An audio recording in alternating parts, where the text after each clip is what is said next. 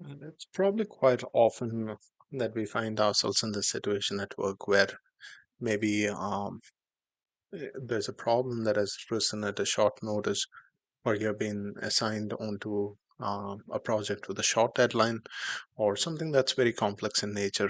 Maybe the constraints are even budgetary, right? Any myriad of reasons, any myriad mix of reasons threatening to definitely ruin a few weekends in a row, right? The following four ideas form a theme in helping address such challenges, like the cockroach theory by Sundar Pichai, uncertainty aversion, Fredkin's paradox, and Hicks law. Okay, four theories or ideas that I want to bring out here that help you address how you manage complex projects, right? So when you put in an uncomfortable situation, right, it's a natural tendency for fight or flight, right? This is elemental biology, right? But in corporate world, when you come over there, you realize that okay, beyond the fight or flight, you actually have maybe the woe is me kind of people, and maybe a reaction that's more like a blasphemous bitching out there, right? So, fight or flight, right? I think they're still very productive reactions in a project management environment or in a war room. However, when we come to something like, okay, whining and bitching about this, it typically is unhealthy for you as well as for your team members, right? So, this is probably these four ideas will help you kind of form an emotional stability around things when they seem very unstable in a project environment, right? Okay, now talking about flight response, right?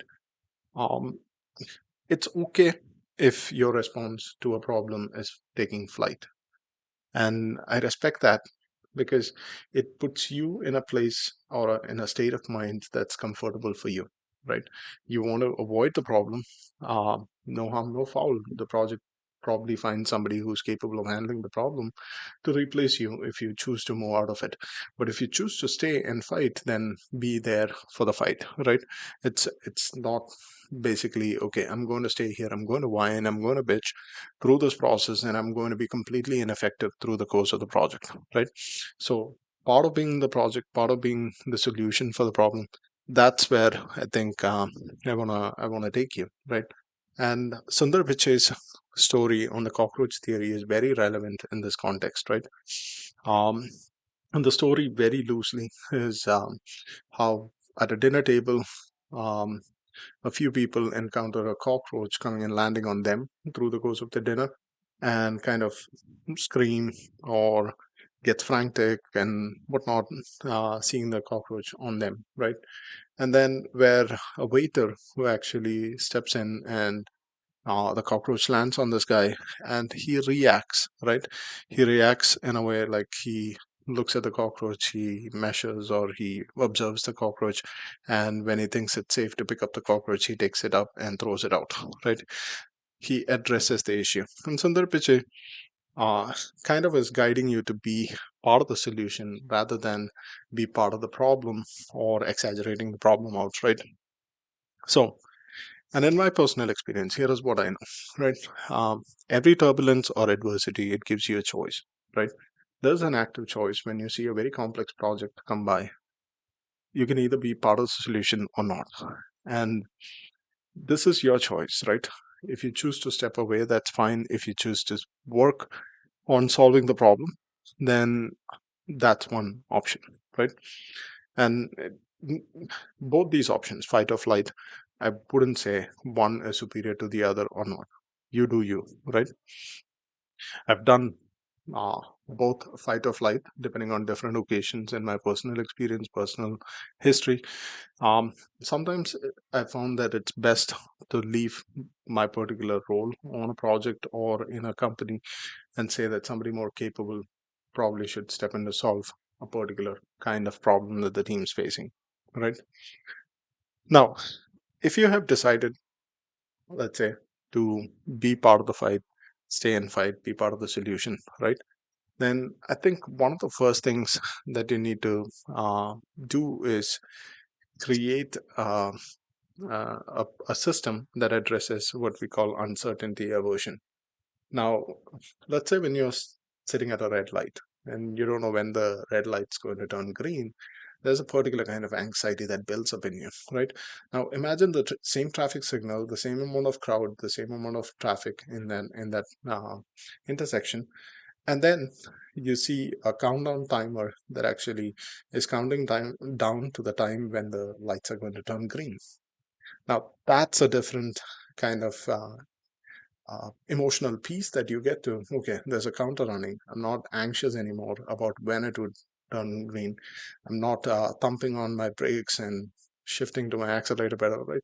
It's a little more calmer kind of an environment. So, same thing when you enter into a project, most likely, if there is nothing like a system set up to address uncertainty aversion, then the team members are panicking. Different stakeholders react differently. Your customers would be anxious about, okay, what's the timeline like? Are we going to complete the tasks, etc., etc., right? So one of the tools that I picked up in my career, working with kind of very capable people in the past, was something called the plan, do, check, act list. The plan, do, check, act list is basically essentially an algorithm of steps that you would be taking to take the team or yourself from point A, where you're at today, to a desirable state, point B, right? Somewhere out in the future, a different state, which your stakeholders desire for you to be in, right?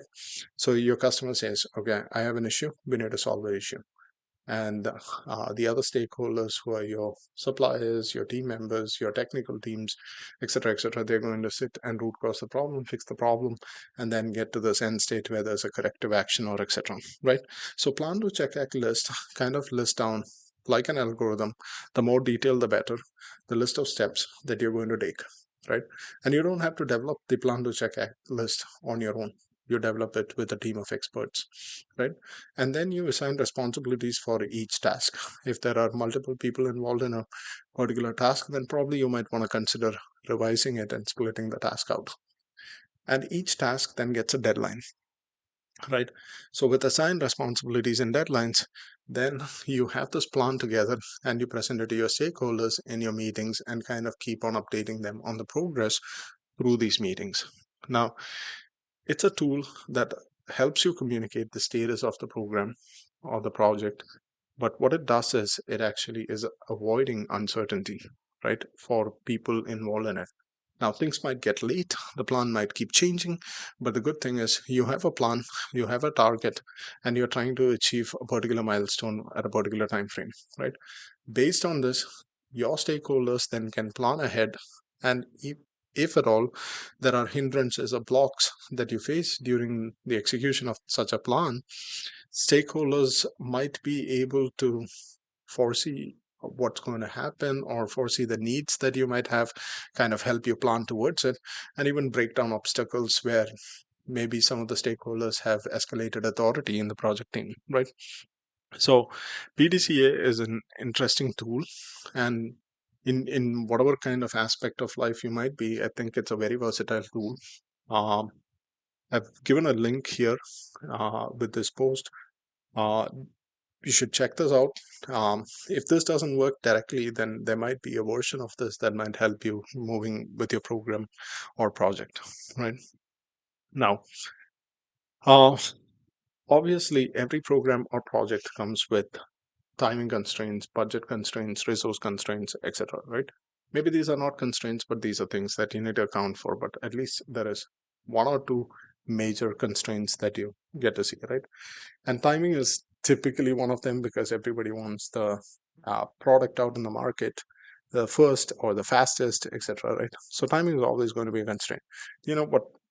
I've seen two major hindrances.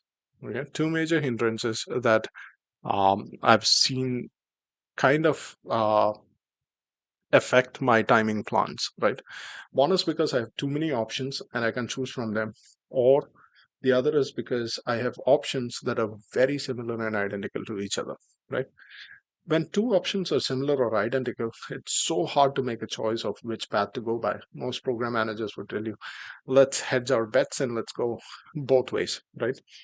Um, what I've seen is people on such projects actually use something called a pew matrix, and the pew matrix helps you ascertain like what are the specific areas where two similar or identical concepts or ideas would differ in, and then you get to weigh them for their pros and cons and kind of make a decision numerically, um, kind of assimilating different members of your team's feedbacks into it, and kind of using this tool, you can pretty much summarize um, for all its benefits and its cons, what option would you rather go with, right?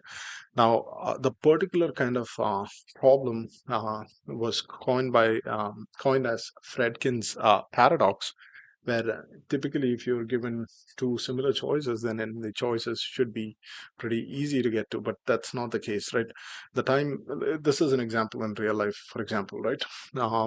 If you had to choose between a Ferrari and a Toyota, the choices are much more simpler for you to make. Whereas if you had to choose something like a Toyota between a Honda and a Toyota, then it's so much more harder, right? So that's the same kind of thing that projects or programs face when faced with identical choices. And okay, you can't buy a Honda and Toyota with the resources that you have, but maybe you can do a pew matrix analysis and kind of focus in on the differences between the options or three options, and then go in depth and detail and kind of analyze which option you want to really go with, right? So I've attached a link to kind of pew matrix analysis that's probably going to help you figure that one out. Now, the other option where you have multiple choices, right? So there was this program where I joined in a company, and uh, we were starting to make discussions on architectures, right? And we had to create a source package based on a particular architecture. But the thing was, um, I had 3 months to create such a source package. 2 months in, we're still debating about architectures. The problem was when I started out, there were three options, but with each weekly meeting that we had, we kept on adding one additional architecture or one additional option, and it blew out into like, okay, let's start with a pew matrix analysis for three options, but then it blew out into let's do an in-depth pew matrix analysis for 8 options. Okay. Ideally, I'd like to restrict pew matrix analysis to when you have less than three choices. So two choices or three choices is an ideal place for pew matrix to be in. When you go beyond that, my recommendation would be some kind of a decision tree. So this is what we did on that particular project. We ended up taking the 8 architectures.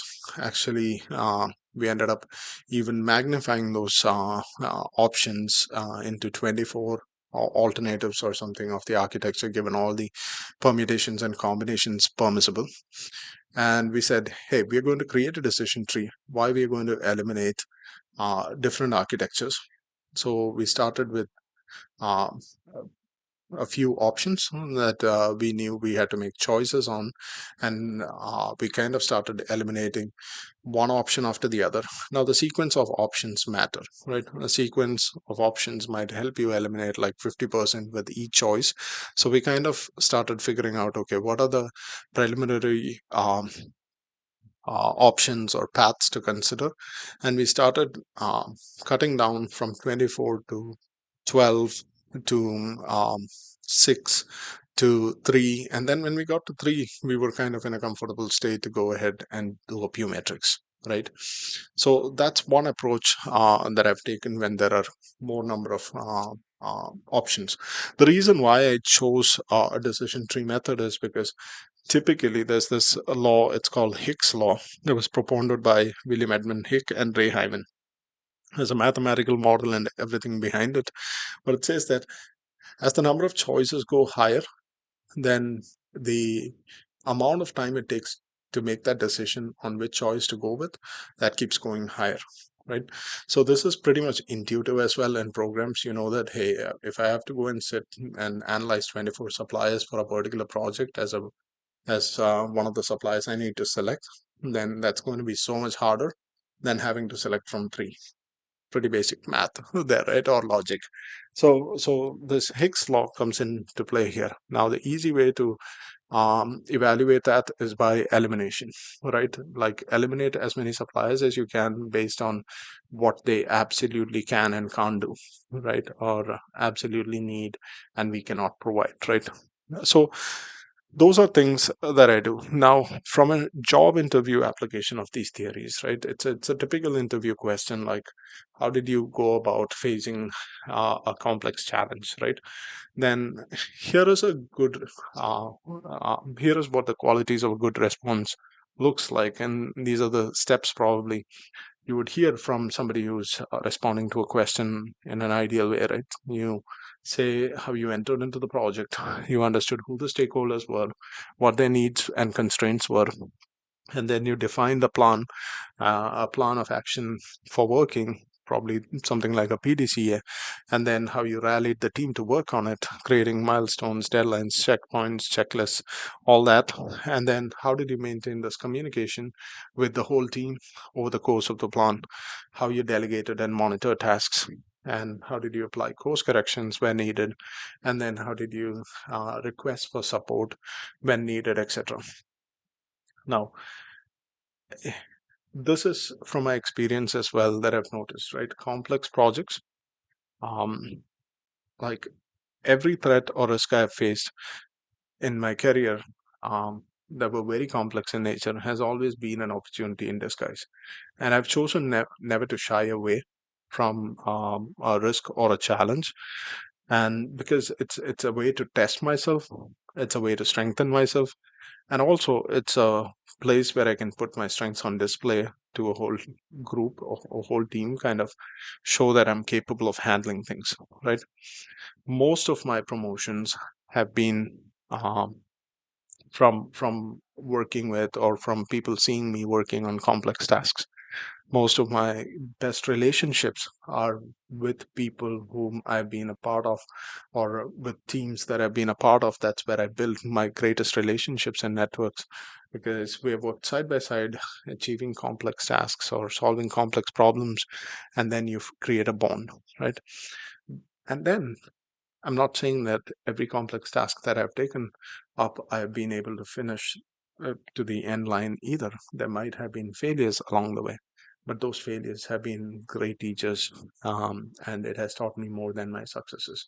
So, no matter what the complexity of a project is, the kind of severity of your risk or threat that you see, is you can always try and fix that problem. You can always try and solve this problem if you remember these steps, right? And typically, even when I am as nervous I am, ready to face a new problem or a new task or whatever it is, right?